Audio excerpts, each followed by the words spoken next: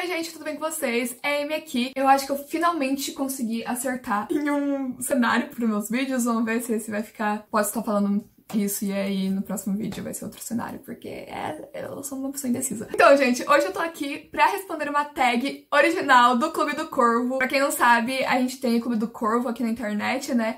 Que é a nossa comunidade, que a gente começou tudo com uma leitura coletiva dos livros do Grishaverso, da Libardugo, ano passado, porque ia sair a série, mas acabou que virou, assim, um grupo pra vida. A gente realmente fundou o nosso Clube do Corvo online, assim, pra fazer tudo, todos os projetos, a gente trabalha sempre junto, fazendo várias outras leituras coletivas. Agora a gente tá lendo Feios, do Scott Westerfeld, mas vamos ter mais leituras coletivas aí, estaremos sempre conversando sobre Libardugo, lendo os livros da Libardugo junto. E você pode entrar pro Clube do Corvo, sim, você pode se tornar um drag no nosso servidor do Discord, então o link tá na descrição, e também tem o grupo no Telegram. Eu e as meninas, a gente decidiu fazer essa book tag pra ter uma lembrança e a gente fazer a nossa marca registrada na internet aqui, indicando livros. Vocês já sabem que a gente tá sempre aí brincando que cada um é um personagem e tal, essas coisas. E vai ser muito gostosinho tá respondendo essa tag, indicando livros pra vocês e deixando esse presentinho, essa lembrancinha, assim, essa marca registrada do Clube do Corvo na internet pra vocês.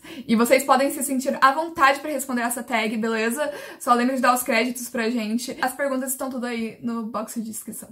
Então, bora lá. A gente fez as perguntas com relação aos personagens, os personagens principais, assim, do Grishaverso. A gente foi tentando relacionar perguntas com base em características, né, coisas que lembram esses personagens. A primeira pergunta é Kaz Brekker, um autor que investe em desenvolvimento de personagem. Pra quem não sabe, o Kaz, assim, é meu personagem favorito da vida e ele é um dos personagens mais bem escritos, mais bem desenvolvidos que eu já li, complexo, muito cheio de camadas. Vocês já sabem meu amor pelo Kaz. É óbvio que aqui eu fui básica e eu respondi a Libardugo, que é a escritora do Grishaverso, é a que criou o Kaz. Mas é realmente isso, eu me inspiro muito na Libardugo pra escrever meus livros, né? Porque a Libardugo, ela é uma escritora que ela foca nos personagens, ela foca no desenvolvimento de personagens dela. São os personagens em seus desenvolvimentos que vão levando o plot das suas histórias adiante, né? Tudo são histórias character-driven, como a gente já conversou aqui antes. Eu acho que é isso que importa, eu acho que isso é o que faz uma história ser boa, é fazer os seus personagens guiarem o roteiro do seu livro, né? O arco do seu livro. Histórias que o enredo vai empurrando o personagem nunca é bom, assim, nunca vi exemplos que isso faz ser bom. É sempre um personagem ativo, é o que importa, um personagem complexo, um personagem que, né, tem muito o que aprender. Eu me inspirei muito na Libardugo, eu lembro que teve uma entrevista dela que ela fala que uma história não vai importar para o seu leitor se ela não importar para o seu personagem. Eu acho que isso é a base de escrever uma boa história. Então, eu tive que colocar Libardugo aqui nessa pergunta. A segunda pergunta é Inej Gaffa, um livro que é um verdadeiro espectro, poucos conhecem. Tá, eu não sei se poucos conhecem realmente esse livro, mas eu, assim, da minha bolha, do que eu vejo, eu quase não vejo a galera conversando sobre esse livro. Mas, se vocês sabem de alguém que já falou desse livro por aí, deixem nos comentários, beleza? A gente começou a leitura coletiva de Feios, do Scott Westerfeld, com a Bella. Eu já li um livro do Scott Westerfeld, que não é dos mais famosos dele, não. É um livro que chama Além Mundos, que é muito, muito, muito bom. É um livro único, e é um livro dentro de um livro, porque a gente acompanha a vida de uma escritora que, assim, é uma garota que, assim, meu sonho é ter a vida dela. Mas ela se muda pra Nova York porque ela escreveu um livro e ela assinou um contrato e ela vai publicar esse livro. E o livro, basicamente, o livro Além Mundos é basicamente a gente lendo a vida dela e, ao mesmo tempo, os capítulos vão intercalando e a gente vai lendo o livro dela, que é um livro de fantasia. Então, é muito legal a ideia, a dinâmica do livro, sabe? É um calhamaço que se lê muito rápido, porque é muito fluido. Eu super recomendo, é 5 estrelas, eu adoro esse livro, é um dos meus livros favoritos. A terceira pergunta é Jasper Fahey, um livro que te colocou em dívida. Um livro que me colocou em dívida, eu coloquei aqui Na Casa da Libardugo. Eu paguei muito caro nesse livro, gente, porque eu queria muito ler. E eu ainda escolhi um paperback, porque já tava caro. Me veio uma edição econômica desse tamanhozinho. Era, tipo, uma edição muito podrezinha, e eu fiquei muito brava, porque, tipo, eu gastei e não veio o que eu queria, sabe? Não veio o que eu tinha pedido, e eu nem me incomodei de reclamar com a Amazon, sinceramente, que eu fiquei muito... Eu fiquei com preguiça. Ai, me veio essa edição, e ela me colocou em dívida, eu fiquei em dívida emocional, dívida econômica, enfim. Mas leiam Na Casa, é muito bom, é um dos melhores livros que eu li em 2021. Quarta pergunta é, Willem Van Eck, um personagem que você tem que proteger a todos os custos. Pra responder essa pergunta, eu escolhi o Ty Blackthorne, de Os Artifícios das Trevas.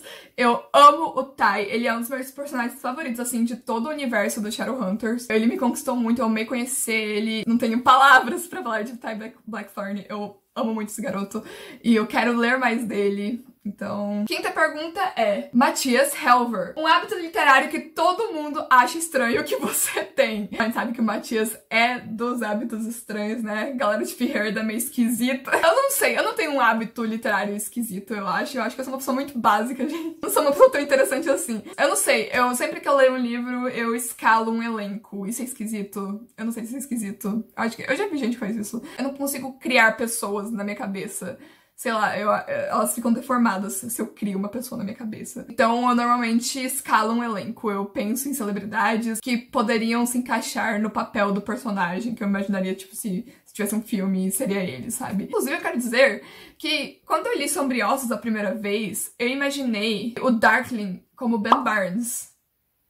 E aí aconteceu. Sexta pergunta é Nina Zenik, um autor com quem você sairia pra comer waffles, né? Porque a Nina aí ama waffles. Eu escolhi a Emily Hill pra essa pergunta, porque esses dias pra trás eu vi que ela postou uma foto com waffles assim, eu falei, nossa, gostaria de estar com ela. Ela é uma autora que eu sinto muita proximidade dela de maneira engraçada, porque, né, não conheço. Ela escreveu If You Were Villains durante a universidade, publicou, e agora ela tá fazendo mestrado, essas coisas.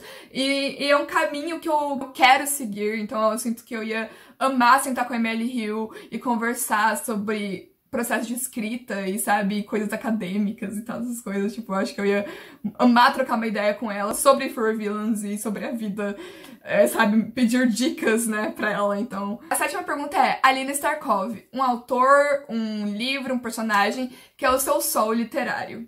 E pra essa pergunta eu escolhi responder com a Dona Tartt. Já falei várias vezes pra vocês que eu conheci a Dona Tartt, né, ano passado, em 2021, e ela virou, assim, a minha sensei de escrita. Então ela é realmente aquela escritora que eu me guio pra fazer as coisas do jeito que ela faz. Eu acho que ela e a Leigh Bardugo são as minhas grandes inspirações, assim, de escrita, porque elas são muito, muito boas no que elas fazem, em desenvolvimento de personagem, que nem eu já falei, em coisas de subtexto. Mas eu vou colocar a Dona Tartt aqui, porque realmente, eu lendo A História Secreta, tava tudo abiscado, assim, de anotações de escrita. Gosto muito do trabalho da Dona Tartt, ela sabe escrever muito, muito, muito, muito bem.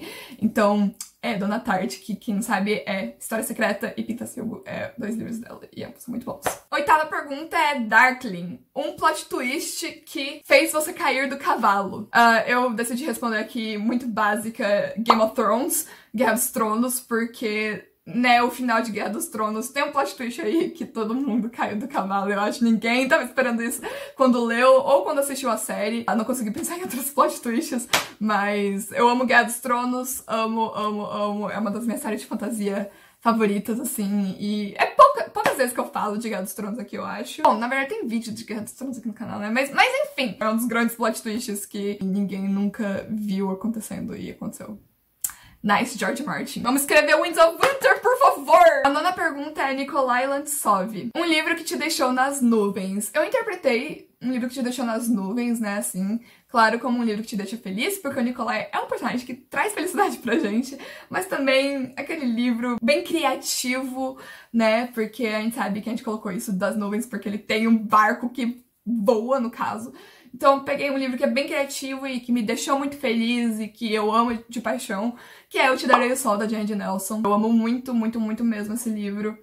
E eu super recomendo pra quem gosta de livros YA contemporâneos. Não é uma escrita tão comercial, tá? Mas é uma história muito bonita. Quem gosta de arte e é muito criativo, tem muita conversa de criatividade no livro, sabe? Então eu acho que é um livro que encaixa aí com o Nikolai Lantsov.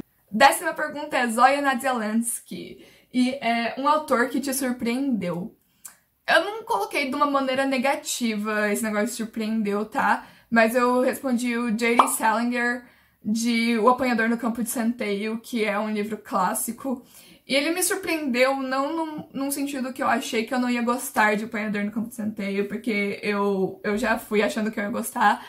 Mas eu não esperava que fosse uma escrita tão acessível, sabe? Eu ainda não vou fazer uma resenha de Apanhador no Campo de Centeio, mas é um livro clássico dos anos 50, eu acho, ou 60. Eu achava que ia ter aquela escrita mais rebuscada, sabe? De clássico. Escrita muito, muito, muito acessível. É muito fácil ler Apanhador no Campo de Centeio. É uma grande recomendação se você não sabe por qual clássico começar. Eu acho que Apanhador no Campo de Centeio é um dos clássicos aí que pode ser, pode abrir a porta pro mundo dos clássicos pra vocês. Eu ainda vou fazer uma resenha de Apanhador no Campo de Centeio, podem me cobrar se não sair em breve, tá bom? É muito fácil a leitura. Tipo, não parece que é um livro clássico, sabe? Porque não é aquela escrita de clássicos que a gente tá sempre esperando de clássicos, né? É um livro que eu, assim, se lançasse hoje, eu ia falar, é um livro YA, sabe? Que tá rolando aí. Enfim, é muito bom, é muito bom. Eu amo muito Apanhador de Campo de Centeio. Por fim, a 11ª pergunta é Mali Oretsev, e é um ranço literário.